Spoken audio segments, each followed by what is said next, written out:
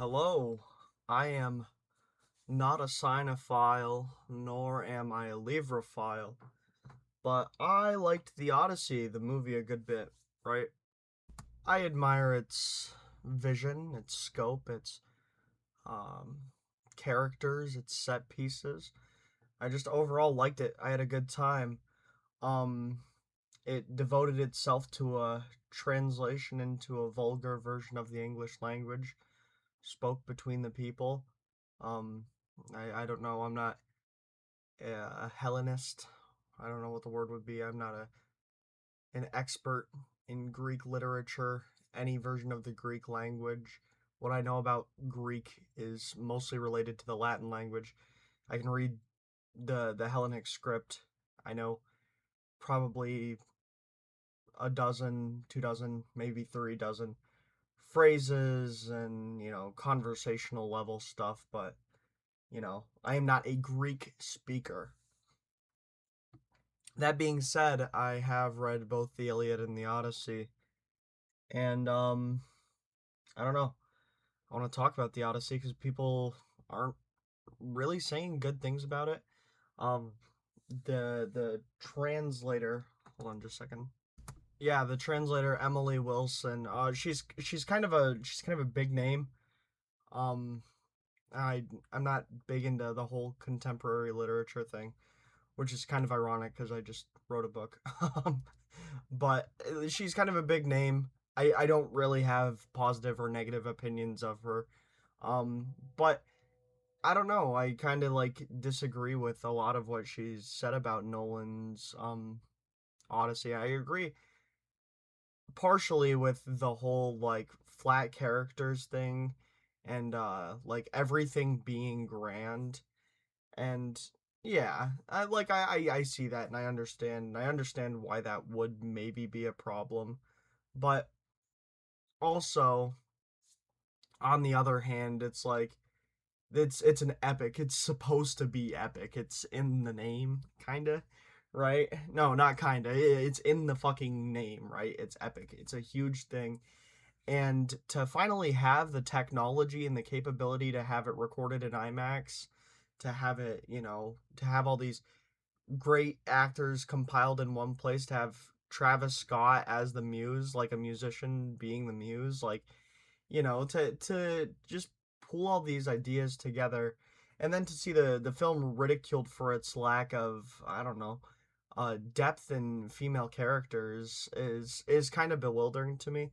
And I don't know, I guess my perspective is that a lot of these reviews underplay the importance of the female characters, not because they want to, but because the source material doesn't really take them into consideration. But the female characters in the movie are of extreme importance, and by being diminutive of the women's roles, by saying like Penelope is just pining for Odysseus, because she is pining for Odysseus. She wants Odysseus to come back.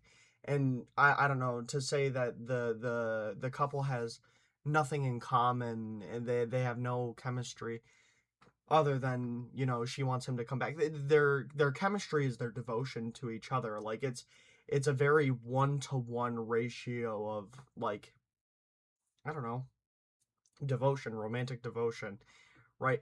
I don't think that's a bad thing. I don't think it's a bad thing that she cries for Odysseus. I don't think it's a bad thing that she takes the initiative to de-string. I don't know what the right verb would be, to destroy her weaving, to put off getting married again, and she elaborately sets up the test to get remarried. Like, she has a very authoritative role, and I think that's great.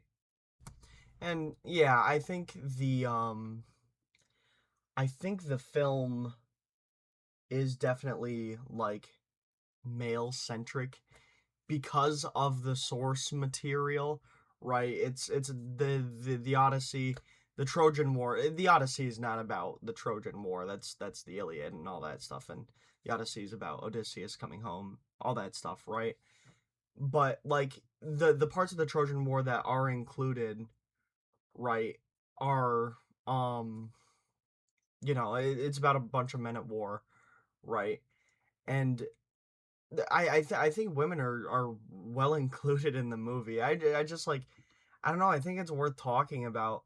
And I'm coming to defend Christopher Nolan because I really enjoy Christopher Nolan's movies. I'm like I said, I'm not a cinephile, so I'm not here to be like, oh, I'm not here to be highfalutin or grandstanding or like one of these people. It's just like I watched it and I enjoyed it, and as like an English major, someone who the most of the classics I read are English, like Saxon, yeah, Saxon, German, Old High German, for what exists of it. Well, there's no Old High German literature; it's a purely spoken tongue, but like older German stuff like that, and then a little Dutch.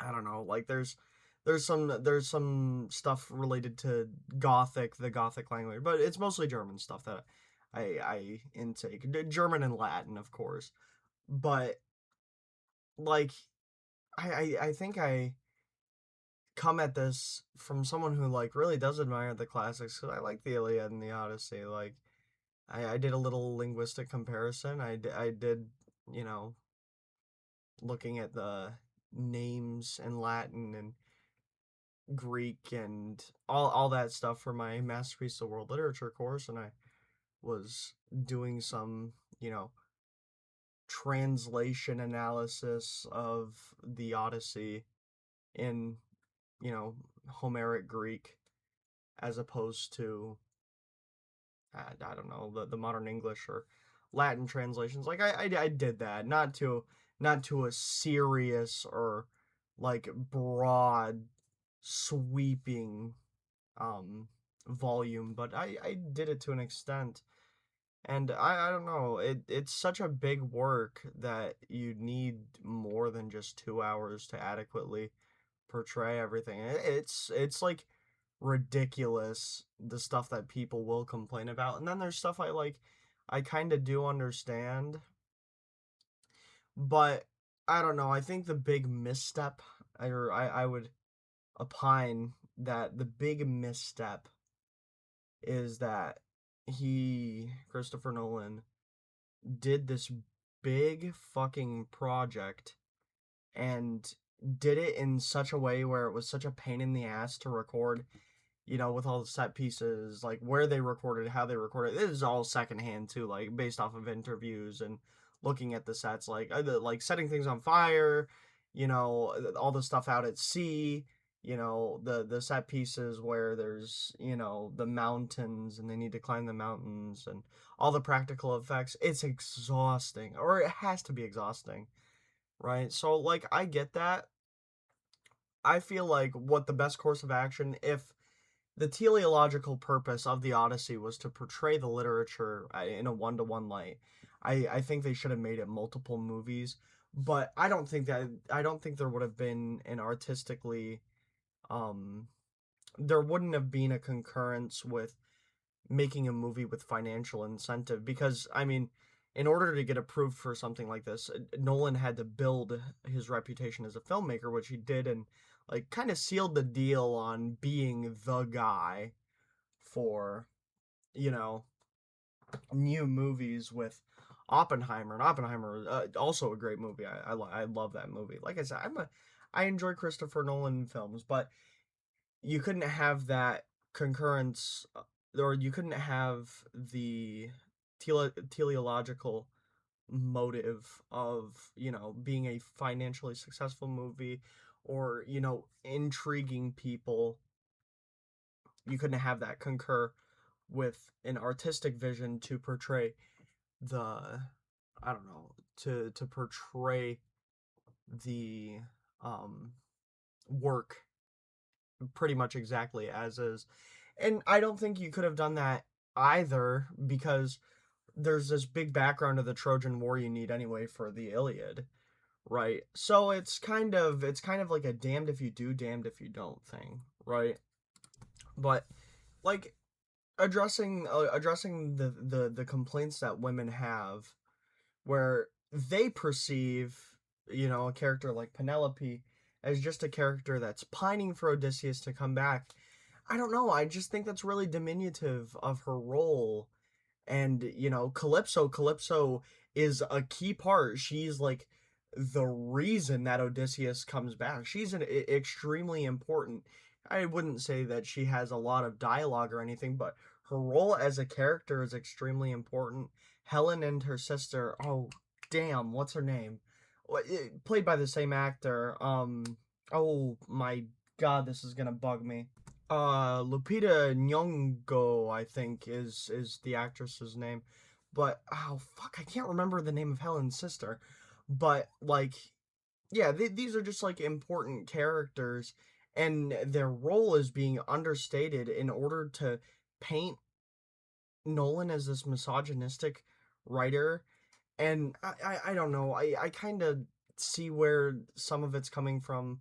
Like, he doesn't really have like Tarantino's ability to write good women.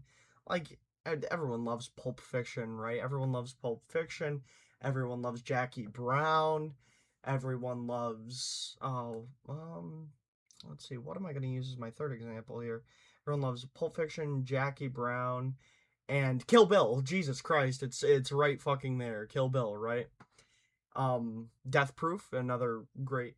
But then again, you also have your movies like fucking Django Unchained, where the female character is really just an accompany piece to Django, right?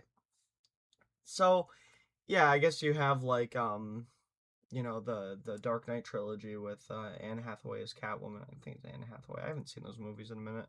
Um, but yeah, like that's a good female character insert. But I guess there is a level of truth to there not being a lot of good female characters in Nolan movies. A lot of them, star men, and there are a lot of men in his movies. But bear ye in mind the material that Nolan movies cover with there's original stuff in there for sure. Like the Prestige is a great example. And like I guess the inclusion of women could have been, I don't know, put forth better. I guess I don't know. It could have, women could have been more included, right? You can look at it from that angle, but Oppenheimer is based off of American Prometheus, and Kitty Oppenheimer's role and Jean Tatlock's role are really well implemented, and I don't think there is a decisive viewpoint on Dr. Oppenheimer through the lens of the movie. I think it leaves it ambiguous. But yeah, I I kind of see it, but at the same time, I see Christopher Nolan as this guy that's like, I don't think he thinks lesser of women. I just think he is short in one aspect as a director, but the movie to complain about it isn't it's not this one, right? Like it's kind of ridiculous to say this about the Odyssey, a movie that like with its casting and with its dialogue has tried so hard to be accessible and tried so hard to paint the source material in a good light despite the times in which it was written. Because this isn't Euripides where Medea is written in a way that like very glorifying of the abilities of women, and that's why Medea is great. Euripides is um Medea is really good, but Homeric stuff isn't like that. I wouldn't say, obviously, like I said, I'm not an expert, but it is my estimation that it's not Homer, it doesn't have that Euripidean quality, right? And like among the script writes of the time, like who is, right? Even Shakespeare drastically underestimates women in many occasions, but not all the time. But so we have this 4,000 year period, or oh god, when was the Odyssey written? We have this couple thousand year period, is what I'll say. This couple thousand year period where men are doing a lot of the work, in getting published and everything. And, not that it should be that way. I definitely don't agree that it should have been that way. Like the Bronte sisters, the fucking Mary Shelley, like these very prominent women that were writing really good stuff, you know. And we could have been having this for years upon years upon years upon years if we didn't downplay the role of women in society. Obviously, everybody knows that, right? Or I hope everybody knows that. But the truth of the matter is that I think that Christopher Nolan did with the source material what he could, and I don't know. I don't think it infantilizes or puts women in this role of being lesser. Like Calypso exerts a lot of power, and like her nurturing role isn't motherly. And Cersei is like the perfect symbol of I don't know, power. Like she's not villainized. I don't think she's villainized. I think it takes a really sensitive viewer to look at Cersei as a villainized um character. I think she definitely isn't a protagonist, but she's very defensive, and she gets the upper hand. And like I don't know, there's this big sentiment that Nolan's Odyssey is lacking humanity. And I think at the core, like you look at the mission in of the plot of the movie, like the mission of the plot of the movie. That's a mouthful. That's why we should have cases in the English language, because I could have like spared a few words, prepositions there. But like looking at that, the plot, there's so much more humanity than there is in the epic, from what I've read, of course. I don't know. It just like that. There's so much humanity in this homecoming, like this Nostos, right? And like this adaptation into remorse and feeling sorrowful that you violated Xenia. And I think that's great. I think that's really humane, and it's really emotional too. There is emotionality like in that, and the emotionality shared between all the characters isn't in a feminine or a masculine way. It's like I feel like there's so much humanity in that. Um, what I will say is a lot of the antagonists in the movie, the Lystrigonians, the Cyclopes, the Cyclops, um, Polyphemus is the only Kuklop in the movie. But um yeah, those characters, even the Trojans, are, I don't know, they have this like inhuman quality. Like even with Athena being beheaded in the movie, right, as a sign of violating Xenia, like and there's not this like human character of the people at war there. It's a very mechanistic thing. It's mechanistic, as in these guys are just like, hey, these are obviously the bad guys, right? But there are a lot of human elements to the antagonists at times, like the Polyphemus, he speaks, obviously, and Cersei is not, I wouldn't say she's an antagonist, but she serves as another one of those roadblocks. And like the kind of this super mystical, like this super mystical quality of the antagonism of the gods, um I think it exists. It's very effervescent. Like when they piss off Polyphemus, and they need to escape, like they piss off, Poseidon. And like that's a very human thing, right? So there's humanity labeled throughout. And I don't know. I think people are watching this movie with too much, like, too much of that negativity, too much of that thumbs down attitude, you know? Like, you can watch any movie with a thumbs down attitude. And I don't know. I think, I don't know, because, you know, I'm not trying to, like, slight wokeness in this regard, because I don't think there's anything wrong with looking at this with a critical eye, with a critical lens. But I think in the same regard, like, you have to be mindful of the source material to an extent of like the consciousness that, you know, there was this largely patriarchal mindset throughout Greece, right?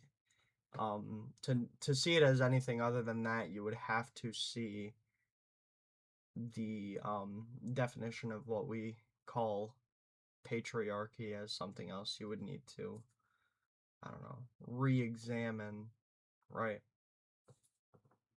So, or yeah, I should probably explain more what that means. Like, if you think this could have been adapted, because like the language was, like the dialogue was written in a way that is very modern. Like, if you were to adapt the thinking, like the headspace of, like, okay, this is what women mean in our modern society, and try to adapt the Odyssey into that, which I don't think was a purpose there. Like, I don't think that was a purpose in making the film either. Like, it didn't aim to change the customs or the standards or the class of, you know, Greek society at the time. Like, there's even open criticism of that. Like, my years of experience are nothing compared to the bristles on your chin. Like, very plainly said stuff there. Like, open criticism, right? And yeah, Penelope's extremely stubborn. She's extremely stubborn. She's extremely powerful.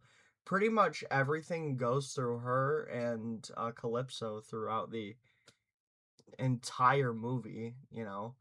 Like, things are only enabled because of them, right? The plot would have never moved forward if, you know, Calypso decided to keep feeding Odysseus the lotus flowers, right? And had, you know, Penelope decided to remarry instead of having ironclad morals or having ironclad faithfulness to Odysseus, then there would be no story to tell, right? And of course, I guess there's this argument to be made that those are all machinations of Homer's writing, or the true author. There's debate over whether or not Homer was a real guy. But yeah, I don't know. I think the criticisms that the Odyssey faces are a result of this classist idea, like this highbrow snootiness that is just a result of people that, like, because Emily Wilson's obviously an expert on the Odyssey, but she's not an expert on film, duh. And you know, people like to think they're great minds of the humanities, and you're really not. And I would say the same thing of, you know, Christopher Nolan. Christopher Nolan tries to put a lot of things like time bending and, like, science fiction into his writing. And while those things are well implemented, just like Emily Wilson's critiques of the Odyssey are well articulated and put forth, I don't think there's a lot of credence to the ideas that, you know, like the concrete foundational ideas, like the whole getting the entire station to be a rocket and uh Interstellar or the Tesseract or things like that. There's no real basis for these things. They serve as plot cop outs, right? So Emily Wilson is no more a, I don't know, cinematographer as Christopher Nolan is a physics professor, right? And I don't know. I think criticizing the level of flatness to the character, because I don't know, this whole idea of depth to characters from a modern perspective, like, you know what I'm saying? Like trying to look at characters that were written so far back when everything was of a different prestige, like a prestigious importance, like back then being well fed, being, clothed, having a place to live, like familial name, like these things that are just mainstays of modernity. Like it's very there's a lot of things to be said about someone that isn't, clothed, well fed, or not well fed, but like someone who, you know, if someone isn't putting food on the table every day, that's like a symbol of low class, right? And, make of that what you will, but like the truth is, most people in the United States are accustomed to having ready access to food. We have fast food, we have vendors on every street, right? Like you can go somewhere and get a glass of fresh water, or, get something from the tap. You can drink water virtually anywhere in the United States for the most part. Like it's standard commonality. Whereas these things were different. Like, I don't know. And this is a movie based on a time when war was completely different, and I don't know, just looking at everything with these critical eyes just makes me scratch my head.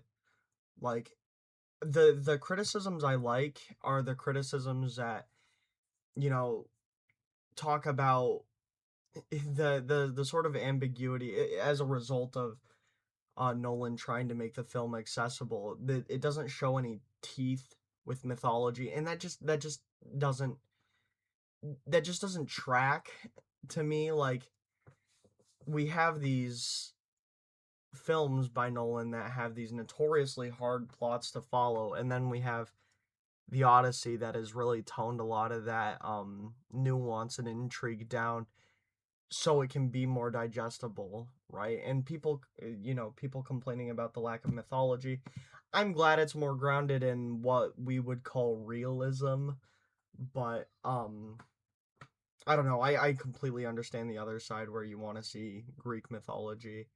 You want to see, you want tangible proof of the gods existing, and the gods are a matter of just discourse in the movie. And like complaining about the geography, you don't know where things are, you don't know where, you know Crete is, or you don't know where Sparta is, you don't know where Ithaca is, and there's no mention of the Greek foreign colonies, there's no mention of Sicily.